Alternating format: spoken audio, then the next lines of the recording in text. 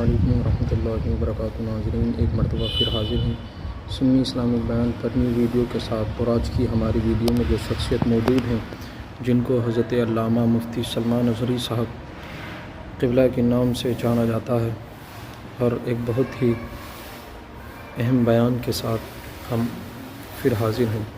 چلیے سنتے ہیں۔ رب ذوالجلال قرآن عظیم میں یوں ارشاد فرماتا ہے، اے رسول کیا آپ نے نہیں دیکھا ان لوگوں کو جنہوں نے اپنی خواہشات کو اپنا خدا بنا لیا ہے، اپنی خواہشات کو اپنا معبود بنا لیا ہے، جو وہ چاہتے ہیں اسی کے پیچھے بھاگتے ہیں، اس کی عبادت کرتے ہیں۔ اور اللہ تعالیٰ فرماتا ہے، اے نبی کیا آپ ایسوں کی سفارش کریں گے اور ایسوں کے آپ وکیل بنیں گے جو اپنے خواہشات کے پجاری ہیں؟ اور اللہ فرماتا ہے ان میں سے تو اکثر ایسے ہیں کہ انہیں عقل نہیں ہے، وہ جانوروں سے بھی بدتر ہیں، جو اپنے خواہشات کے پیچھے بھاگ رہے ہیں۔ شیخ اعظم سیدنا محی الدین ابن عربی رحمۃ اللہ تعالی علیہ، ان کی کئی چیزیں لوگوں میں ایسی بھی مشہور تھی کہ شیخ محی الدین ابن عربی ایسے ایسے الفاظ بول جاتے ہیں جو شریعت میں ہوتے نہیں ہیں۔ بہت سارے مسائل ان کے ہیں، لیکن ایک بار شیخ محی الدین ابن عربی بیٹھے ہوئے تھے، کرسی پر ہیں، سامنے مریدین بھی ہیں، بہت سارے ملنے والے لوگ بھی آئے ہوئے ہیں۔ اسی اثنا میں انہوں نے ایک جملہ ایسا کہا، واقعی اگر آپ کے سامنے بھی ایسی بات آئے تو آپ بپھر جائیں۔ شیخ محی الدین ابن عربی کہتے ہیں، اے لوگوں جو تم سب یہاں میرے پاس بیٹھے ہو، تمہارا خدا میرے پاؤں کے نیچے ہوتا ہے، تمہارا خدا میرے قدموں کے نیچے ہوتا ہے۔ سب ظاہر سی بات ہے، جیسے ایسا جملہ سنا تو اٹھ کر کے لوگ بھاگنا شروع ہو گئے کہ آدمی کافر ہو گیا۔ شیخ اعظم ہیں یہ حضرت محی الدین ابن عربی، جن کی بہت ساری کتابیں ہیں، تصوف میں آپ کا ایک بہت بڑا باب ہے۔ لوگ اٹھ کر کے ادھر سے ادھر چلنے لگ گئے کہ ایسے ایسے جملے بول رہے ہیں، یہ محی الدین ابن عربی کو ہو کیا گیا؟ خدا پیروں کے نیچے ہوگا؟ کفریہ جملہ ہے۔ سب تو چلے گئے، دو باقی رہ گئے جو مخصوص مریدین میں سے تھے۔ انہوں نے کہا کہ حضور جو جملے سنے ہم کو بھی کانوں پر یہ وزن لگ رہے ہیں، لیکن کیوں کہا آپ نے ایسا؟ اس کا کچھ معنی ہے؟ آپ جیسے عظیم المرتبت بزرگ سے ایسا جملہ کیسے ممکن ہے؟ انہوں نے فرمایا کہ ان سب کو بھی تو یہ پوچھنا چاہیے تھا میرے بولنے کا مطلب کیا ہے۔ فوراً بدگمانی کیا اور بھاگ گئے۔ تم دو باقی رہ گئے، میں بتاتا ہوں کہ میں نے یہ جملہ کیوں کہا تھا۔ کرسی پر بیٹھے تھے اور چٹائی نیچے بچھی ہوئی تھی یا قالین بچھی ہوئی تھی جس پر لوگ بیٹھے ہوئے تھے۔ آپ نے اپنے ان دو مریدین سے کہا یہ چٹائی اٹھاؤ۔ چٹائی اٹھائی تو دیکھا وہاں پر سونے کے چاندی کے سب سکے رکھے ہوئے تھے جو شیخ محی الدین ابن عربی کے پیروں کے نیچے تھے۔ کہا وہ جتنے آئے تھے وہ اسی کی عبادت کرتے تھے، اس لیے میں نے کہا کہ تمہارا خدا میرے پاؤں کے نیچے ہوتا ہے۔ وہ خواہشات کے پجاری ہیں، میں نے اللہ نہیں کہا۔ اللہ رب العزت وہ قادر مطلق ہے، میں نے کہا جس کی تم عبادت کرتے ہو، جس کو تم خدا بنائے رکھے ہو، وہ میرے پیروں کے نیچے ہوتا ہے۔ اور حقیقت ہے میرے عزیزوں، جنہوں نے خواہشات کے پیچھے بھاگنا شروع کیا، در حقیقت وہ اپنا خدا بنا چکے ہیں ان کو۔ کیا ایسا نہیں ہوتا ہے کہ جو بندہ ضدی طبیعت کا ہوتا ہے، چاہ لیتا ہے کہ یہ مجھے چاہیے تو چاہیے، یہ مجھے چاہیے تو چاہیے، یہ جو ضد ہے اپنی خواہش کو پوری کرنا، یہاں پر کہا گیا ہے کہ وہ اپنی خواہش کی عبادت کر رہا ہے، اس کے پیچھے بھاگ رہا ہے۔ اسی لیے اللہ کے نبی صلی اللہ تعالیٰ علیہ وسلم کی ایک حدیث میں آپ کو سناؤں۔ حضور اکرم صلی اللہ علیہ وسلم ارشاد فرماتے ہیں، لا یؤمن احدکم حتی یکون ہواہ تبعا لما جئت بہ، تم اس وقت تک پورے مومن نہیں ہو سکتے جب تک کہ اپنی خواہشات کو میری مرضی کے مطابق نہیں بنا دو گے۔ حضور کے قدموں میں لا کر اپنی ہر خواہش کو قربان کرنا ہو، یہ نہیں کہ میری چاہت تو ایسی ہے، میں خواہش ایسی رکھتا ہوں لیکن شریعت ایسا کہتی ہے. یہ جب ٹکراؤ آیا تو سمجھ لو کہ تمہارے اندر ایمان آیا ہی نہیں ہے، تم مومن نہیں ہو. مومن وہ ہے جہاں دنیا کی ساری خواہشات وہ حضور کے قدموں پر قربان کر دیتا ہے، اس کی اپنی کوئی خواہش نہیں ہوتی. اسی لیے میں اکثر یہ کہتا ہوں ان نوجوانوں سے جن کو کچھ نصیحت کی جائے تو وہ کہتے ہیں کہ مولانا ہماری لائف ہے، ہمیں انجوائے کرنے دی جائے. یہ ابھی تو ہماری لائف ہے، ہماری اپنی لائف کو ہمیں انجوائے کرنے دیا جائے. نادان کس نے کہا کہ تیری اپنی لائف ہے؟ تیری لائف ہے کہاں؟ زندگی یہ نہیں کسی کی کسی کے لیے، زندگی ہے نبی کی نبی کے لیے. اور نہ سمجھ مرتے ہیں زندگی کے لیے، ارے جینا مرنا ہے سب کچھ نبی کے لیے. جو خواہشات کو لا کر کے حضور کے قدموں پر رکھ دیتا ہے تو پھر وہ کہتا ہے میرے عزیزوں، وہ پھر آ کر کے یہ کہتا ہے اپنی خواہشات، اپنی طبیعت جہاں سب مر جاتی آدمی کی، اس کی اپنی کچھ نہیں ہوتی، تب اس مومن کی زبان سے یہ نکلتا ہے یا رسول اللہ زمین و زمان تمہارے لیے، مکین و مکان تمہارے لیے، چنین و چنا تمہارے لیے، بنے تو جہاں تمہارے لیے، ہم آئے یہاں تمہارے لیے، اٹھے بھی وہاں حضور کے لیے. اس کا اپنا کچھ نہیں ہوتا. اپنی خواہش ہوگی تو میں کرتا رہے گا، اور جتنی خواہشات کے پیچھے بھاگتا رہے گا دنیا اس کا پیچھا کبھی نہیں چھوڑتی، اور نہ ہی دنیا اس کو کبھی سیراب ہونے دے گی، کبھی پیٹ بھرنے دے گی ہی نہیں. وہ بھوکا ہی رہے گا، وہ پیاسا ہی رہے گا جو دنیا کے پیچھے بھاگتا ہے. ایک مرتبہ سیدنا عبداللہ ابن مسعود رضی اللہ تعالیٰ عنہ غمگین بیٹھے ہوئے تھے، کسی بات کا غم ہوگا. نبی پاک صلی اللہ تعالیٰ علیہ وسلم کا گزر ہو رہا تھا، آپ نے دیکھا، حضرت عبداللہ ابن مسعود سے پوچھا کہ غم کیوں ہے؟ تو آپ خاموش رہے. تو اللہ کے نبی صلی اللہ علیہ وسلم نے ایک جملہ فرمایا جو آج ہم سب کے لیے سبق ہے میرے عزیزوں. فرماتے ہیں لا تکثر ہمک ما یقدر یکن، اپنے غم کو زیادہ مت بڑھا، جتنا لکھا ہے اتنا مل کے رہے گا. وما ترزق یأتک، جتنا اللہ نے رزق لکھا ہے وہ آ کر رہے گا، وہ تیرے پاس آ جائے گا. غم کب بڑھتے ہیں انسانوں کے؟ ہمارے اندر جو ٹینشن جس کو آپ کہہ رہے ہو، فرسٹریشن کہہ رہے ہو، یہ سب چیزیں انسان کی زندگی میں کب آتی ہیں؟ جب یہ اپنی لو اور اپنی خواہشات دنیا سے لگاتا ہے. خالق سے اگر لگاتا ہے تو پھر اس کے غم نہیں بڑھتے، بلکہ غموں کا مداوا ہے. اسی لیے بزرگوں نے فرمایا کہ اگر ٹینشن فری جینا چاہتے ہو تو انسانوں سے امیدیں کم کر لو، اللہ کی ذات سے یقین بڑھا لو، اس کی ذات سے یقین بڑھاؤ. ہم نے دیکھا ہے اپنی زندگی میں جس سے ہم ملتے رہے، جس سے کچھ خواہشیں رکھتے رہے یا جس کے متعلق کچھ امیدیں وابستہ کر رکھی، یہاں امیدیں ٹوٹ جاتی ہیں، پھر انسان کا غم بڑھتا ہے، انسان مغموم ہو جاتا ہے. اللہ کی ذات سے جو وابستہ ہوا اور وہاں جو آس لگایا وہ ہر دن بشاشت کے ساتھ جیتا ہے، یقین کے ساتھ جیتا ہے. اسی لیے میرے عزیزوں، یہاں جس نے بھی اپنے خواہشات کو دنیا کے ساتھ لگایا ہے اسے کم کرنا ہے. لا تکثر ہمک ما یقدر یکن، اللہ کے نبی فرماتے ہیں اپنے غموں کو زیادہ مت کر، جتنا لکھا ہے اتنا تجھے مل کر رہے گا. اس دار فانی میں، اس عمل کی دنیا میں ہم نے اپنے بہت ساری چیزیں پھیلا رکھی ہیں.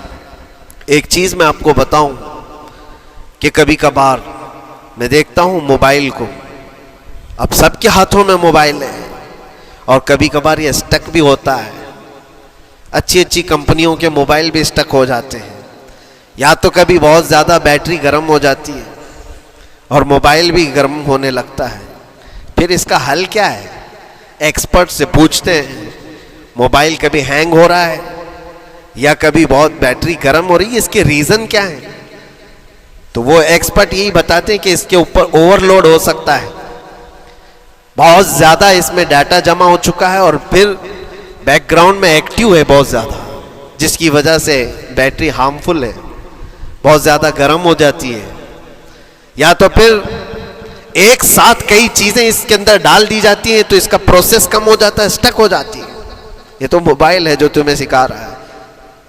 یہی چیز ہے دنیا کے ہمارے اس لائف میں, ہماری زندگی میں بہت زیادہ چیزیں اگر دماغ میں آ جاتی ہیں تو پھر دماغ گرم بھی ہو جاتا ہے اور سٹک بھی ہوتا ہے, ہر چیز سوچنے سے بھی عاری ہو جاتا ہے, صحیح طریقے کے فیصلے نہیں لے پاتا. اچھا نقصان کیا ہے اس کا؟ سیم ہم نے موبائل ایکسپرٹ سے بھی پوچھا, جب موبائل بہت زیادہ گرم ہونے لگے یا سٹک ہونے لگے تو اس کو کیا کرنا چاہیے؟ تو ایکسپرٹس بتاتے ہیں کہ اس کے ریڈیشن بہت زیادہ ہوتے ہیں اس وقت اور یہ نقصان پہنچا سکتا ہے. جو استعمال کر رہا ہے اس کے دماغ پر بھی اثر کرے گا, آس پاس کے لوگوں پر بھی اثر کرے گا. ایک موبائل کے اوپر اگر زیادہ لوڈ آ جائے تو اس کے ریڈیشن آس پاس سب کو خراب کرتے ہیں. یہی حال انسان کی زندگی کا ہے. تمہارے دماغ کے اوپر اگر غم زیادہ بیٹھ گئے اور بہت زیادہ دماغ حاوی ہو گیا تو خود کا تو نقصان کرو گی ہی, آس پاس جتنے ہیں سب کا نقصان کرو گے. تمہاری وجہ سے تمہارے ماں باپ بھی پریشان, تمہاری اولاد, تمہارے بیوی بچے سب اس پہ ان سب چیزوں میں ملوث ہو جاتے ہیں. اب اس کا علاج کیا ہے؟ کہا گیا موبائل کو آف کر دو, ڈیٹا کم کر دو, اس کے اندر سے کچھ چیزیں ڈیلیٹ کر دو, پھر یہ اپنے نارمل حالت میں آ جائے گا. سیم آپ کے لیے بھی ہے, دماغ میں دنیا کے بہت سارے فطور بھرے ہو تو تھوڑی چیزیں ڈیلیٹ کر دو, تھوڑے دنوں کے لیے اپنی اس ایکٹیو لائف کو روک دو اور آ جاؤ اللہ کی بارگاہ میں اور آنکھ بند کر کے اس کی طرف لو لگاؤ, اس لیے کہ ہماری بیٹری جو چارج ہوگی وہ خالق کائنات سے ہی ہوگی. بنانے والا ہی بہتر جانتا ہے اس کی زندگی کس چیز سے چلتی ہے. اور اسی لیے کہا ہے, امام غزالی رحمۃ اللہ تعالی علیہ فرماتے ہیں, جو بندہ اللہ کے ذکر سے کئی دن تک غافل ہوتا ہے تو مردہ لاش ہے جو چل رہا ہے, بازاروں میں جو چل پھر رہا ہے, ذکر الہی نہیں کرتا تو اس کی روح ختم ہونے کے قریب آئی ہے, یہ زندہ لاش ہے. یہاں زمانے ہو گئے, مہینوں بیت گئے, برسوں ہو جاتے ہیں, کتنے دن ایسے ہیں آپ نے اللہ کے ذکر کے لیے الگ سے وقت نکالا ہو؟ کہاں ہے وقت؟ نماز بھی ایسے پڑھ کر کے بھاگ جاتے ہیں جیسے لگتا ہے کہ کوئی چیز ہمارے اوپر سوار تھی, جلدی سے ہٹا دی اور بھاگ گیا. نہیں میرے عزیزوں, ہماری روح جب بیمار ہوتی ہے, ہماری روح کو جب بھوک لگتی ہے تو اللہ کے ذکر سے اس کا علاج بھی ہوتا ہے اور اس کو رزق بھی ملتا ہے. لیکن ہم رزق دیتے ہی نہیں. کبھی آپ نے دیکھا ہماری باڈی کو, صبح ناشتہ نہ کرو, دوپہر میں کھانا نہ کھاؤ تو شام تک ہمارا جسم ہچکولے لینے لگتا ہے, چکر آنے لگ جاتے ہیں. کیوں؟ جسم 2 وقت کے کھانے کو چھوڑنا برداشت نہیں کر پاتا, کمزوری آ جاتی ہے. جسم کو بھوک لگتی ہے, ہمیں کھانا دینا اسے ضروری ہے. اسی طرح اللہ نے ہماری جو روح بنایا ہے, روح کو بھی رزق کی ضرورت ہے. اور روح کا رزق کیا ہے؟ روح کا کھانا پینا کیا ہے؟ کاجو بادام میوے پستے کھا کر کے روح کو طاقتور نہیں بنا سکتے. فرمایا گیا روح کی غذا اللہ کا ذکر ہے.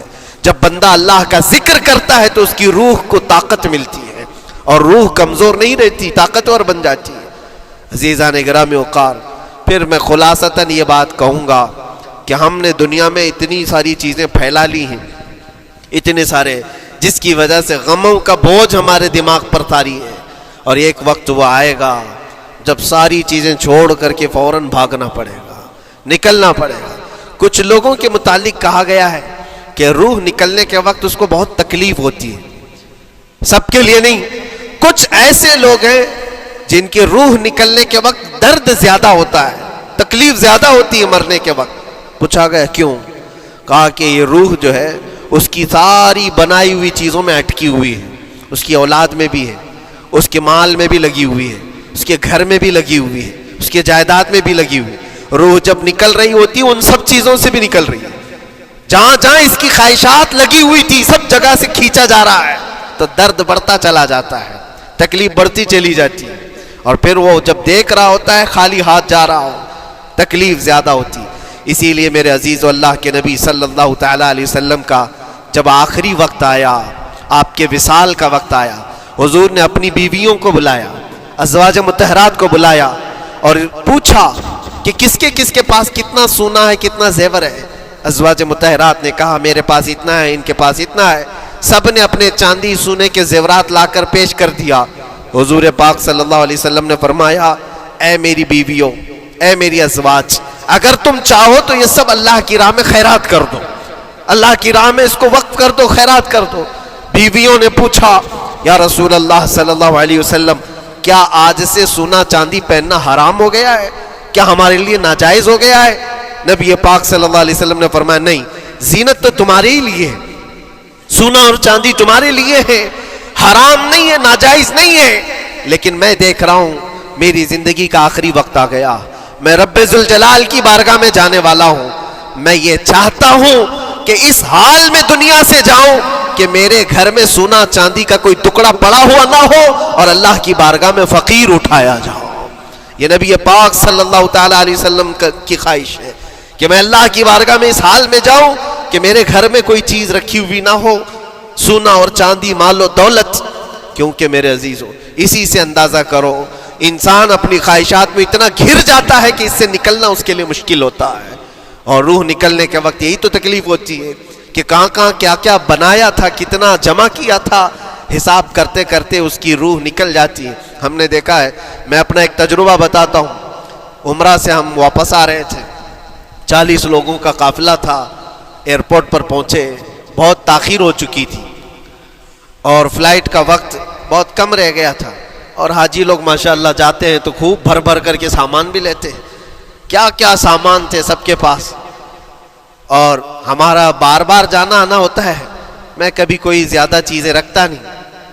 ہم تو آگے نکلے، گروپ پورا تھا اور سارے لوگ سامان لے کر کھڑے تھے، وقت گزرتا گیا، فلائٹ جہاں چیک ان ہو رہا تھا سامان، انہوں نے کہا کہ 25 کلو سے زیادہ کا الاؤڈ نہیں ہے، اور یہاں 40 کلو لے کر بیٹھے ہوئے تھے، میرا تو تھوڑا سا لے لے، تیرا تو تھوڑا سا لے لے، ایک دوسرے کو پیش کر رہے ہیں۔ 3-4 لوگوں نے تو مجھے پکڑایا کہ آپ کے پاس سامان کم ہے مفتی صاحب، آپ تھوڑا سا ہمارا لے لو، جس کا لے سکتے تھے لے لیا۔ پھر اس کے بعد 1 گھنٹے سے کم ٹائم بچا تھا، انہوں نے کاؤنٹر کلوز کر دیا۔ میں نے دیکھا 20 سے 25 حاجی ایسے ہیں جن کا سامان بکھرا ہوا ہے، اور کیا لے جا سکتے ہیں ہاتھ میں، وہ بھی 7 کلو 8 کلو اتنا ہی تھا۔ ان کی خواہشات میں دیکھ رہا تھا، کوئی مسلح اٹھاتا ہے، کوئی کھجور اٹھاتا ہے، کوئی کہتا ہے نہیں میرے بچوں کے لیے کھلونے لیا تھا اس کو لے لیتا ہوں، وہ لے لو تو مسلح چھوڑنا پڑتا ہے، یہ لے لو تو کھجور چھوڑنا پڑ جاتا ہے۔ کسی نہ کسی طرح سے وہ لوگ آخری وقت 2-4 چیزیں لے کر کے نکل رہے تھے، اور بکھرا ہوا پورا سامان ایئرپورٹ پر ایسے ہی موجود تھا، 1-2 کلو نہیں، کتنے کلو کا سامان چھوڑ کر کے یوں ہی آنا پڑا۔ یا تو پھر فلائٹ کے سفر پہ جاؤ یا سامان میں لگے رہو، 2 ہی آپشن تھے، اور کون وہ چھوٹے سامان کے لیے اپنا سفر ملتوی کرتا۔ واپس آئے، حسرت بھری نگاہوں سے دیکھتے رہے اپنے سامان کو، اور پھر اندر آ کر جب بیٹھے میرے ذہن میں یہ بات گونجنے لگی، یہی حالت ہوتی ہوگی جب انسان دنیا سے جا رہا ہوتا ہے، جب یہاں سے رخصتی کا وقت آتا ہے اور ملک الموت سر پر آ کر کھڑا ہو جاتا ہے، روح نکلنے کے لیے بھی تھوڑا سا وقت باقی ہے، بس منٹوں میں بھی نہیں رہ گیا۔ جب اس کو نظر آتا ہے، اب یہ سوچتا ہے اتنی نمازیں باقی رہ گئی، اتنی زکوٰۃ بھی رہ گئی، حج بھی تھا، اور بھی کچھ چیزیں کسی کے دینے کے باقی تھے، قرضے بھی تھے، کس چیز کی نصیحت کروں، کس چیز کی وصیت کروں؟ فلاں جگہ ایک گھر خرید کر کے اس کے ڈاکیومنٹ تو وہاں رکھا تھا، بیٹے کو بھی نہیں بتایا، بیٹی کو بھی نہیں بتایا، پتہ نہیں کس کے ہاتھ لگ جائے گا۔ یہ خواہشات گھومتی رہتی ہیں، وہ کسی کو بتا بھی نہیں پاتا، ادھر ملک الموت روح نکال کر نکل پڑتی۔ یہ انسان کی شارٹ لائف ہے، مختصر سی زندگی ہے، جہاں یہ خواہشات دھری کی دھری رہ جاتی ہیں۔ اسی لیے شیخ سعدی نے بہت اچھی بات فرمائی، ایک بادشاہ نے اعلان کیا تھا اپنے وزیروں میں سے ایک کو، اس سے بہت خوش ہوا اور کہا جا آج تجھے میں اتنی جائیداد دوں گا، اتنی زمین، اتنی پراپرٹی دوں گا، جتنا تو اپنے ہاتھ میں ایک لکڑی لے کر گھیر دے گا، جتنی زمین تو گھیرے گا اتنی تیرے نام لکھ دوں گا، لیکن اس کے لیے ایک شرط ہے، صبح یہ لکڑی لے کر تو راؤنڈ مارنا اور اتنا گول سرکل بنانا سورج ڈوبنے سے پہلے تک، جتنی زمین گھیر لے گا وہ پوری تیرے نام پر۔ اس نے سوچا کہ اتنی بڑی زمین میں گھیر سکتا ہوں، ایک پورے دن میاں ممبئی والے اچھی طرح جانتے ہیں 4x4 کی جگہ مل جائے تو یہاں کتنی بڑی غنیمت ہوتی. اور اس بندے کو بادشاہ نے کہا لکڑی ہاتھ میں لے لے اور لکیر کھینچ, شام ہونے سے پہلے جتنا کرے گا پورا تیرے نام پر. وہ نکلا اور جب لکیر کھینچتے کھینچتے جب چلنے لگا پیچھے مڑ کے دیکھتا تھا بہت لمبی ہو گئی ہے, اتنی زمین میرے نام پر ہونے والی ہے. دوپہر ہو گئی, وہ واپس آنا نہیں چاہ رہا ہے. واپس آ کر کے سرکل پہ ختم تو کرنا ہے جہاں سے شروع کیا تھا. سوچتا اور تھوڑا سا اور تھوڑا سا اور تھوڑا کرتے کرتے وہ اثر ہو گئی اس کی. اب اس کو لگا کہ واپس پلٹنا چاہیے. کئی کلومیٹر ہو گئے تھے, اتنے کلومیٹر کی زمین اب وہ اپنے نام پر کروانے والا تھا. لیکن جب واپس پلٹنے کا وقت آیا سانس پھولنے لگ گئی, کیونکہ صبح سے چل رہا ہے, کھایا بھی نہیں ہے پیا بھی نہیں ہے, جس چیز کو جمع کرنے کے لیے دوڑتا رہا. اب سورج پیلا پڑ گیا, ڈوبنے کے وقت قریب آنے لگا تو اب بھاگنا شروع کیا. بادشاہ اور اس کے وزیر انتظار کر رہے تھے کہ یہ لوٹے گا بھی. اب دیکھا بڑی دور سے یہ دوڑتا دوڑتا آ رہا ہے اپنی لکڑی کو لکیر زمین پر کھینچتے ہوئے کہ جلد سے جلد اپنے اس پوائنٹ پر پہنچ جاؤں جہاں سے شروع کیا تھا. سانس پھولنے لگ گئی, دوڑتے دوڑتے ہانپنے لگ گیا. سورج ڈوبنے کے قریب آ گیا, آخری کرنیں باقی تھی اور اس کا پوائنٹ بھی قریب آ گیا تھا. دوڑتے دوڑتے کسی طرح سورج غروب ہونے سے پہلے پہنچ گیا وہاں پر, لیکن کثرت سے بھاگنے کی وجہ سے ٹھوکر کھا کر کے گر گیا اور اپنے اس پوائنٹ پر لکڑی لا کر کے جمع کر دیا.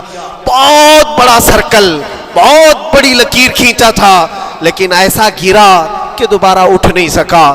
جب سپاہی اٹھانے کو آئے تو اس کی موت ہو چکی تھی, اس کی روح نکل چکی تھی. اتنا دوڑا تھا اس کی روح نکل گئی. بادشاہ نے کہا اس نے صبح سے لے کر شام تک اپنے نام جائیداد کرنے کے لیے اتنی دوڑ لگائی, بہت لمبی لکیر کھینچا, اتنی بڑی پراپرٹیز کے نام پر ہوتی, لیکن عقل مند دانشور تھا بادشاہ. اس نے کہا جہاں یہ گرا ہے وہیں اس کو دفن کرو. اور اس کے بعد اس کی قبر پر لکھا گیا تھا کہ اس کو ضرورت اتنے 2 گز زمین کی تھی, دوڑتا کتنا لمبا رہا, صبح سے شام تک اتنی لمبی لکیر کھینچ لیا, لیکن سونے کے لیے اس کو جو جگہ چاہیے تھی وہ بس اتنی ہی سی تھی, وہ 6 فٹ کی جگہ. عزیزان گرامی, یہ ایک زندگی کے کسی کا حادثہ ہو سکتا ہے, لیکن میں نے دیکھا ہے کہ تقریباً سب کی لائف میں یہی ہے. ہم اپنی خواہشات کے پیچھے اتنی تیز دوڑتے رہتے ہیں, لیکن جس چیز کی ہمیں ضرورت ہے اس کی طرف ایک بار بھی نظر نہیں کرتے. کون سی چیز ہے جس کی ہمیں ضرورت ہے؟ وہ ہمیشہ کی زندگی آخرت کے لیے جو چیز چاہیے وہ اللہ کا ذکر ہے, وہ رب ذوالجلال کی ذات پر یقین اور توکل ہے. آج اللہ نے صحت و سلامتی کے ساتھ زندگی دی ہے تو وقت نکالو اور بارگاہ رب العزت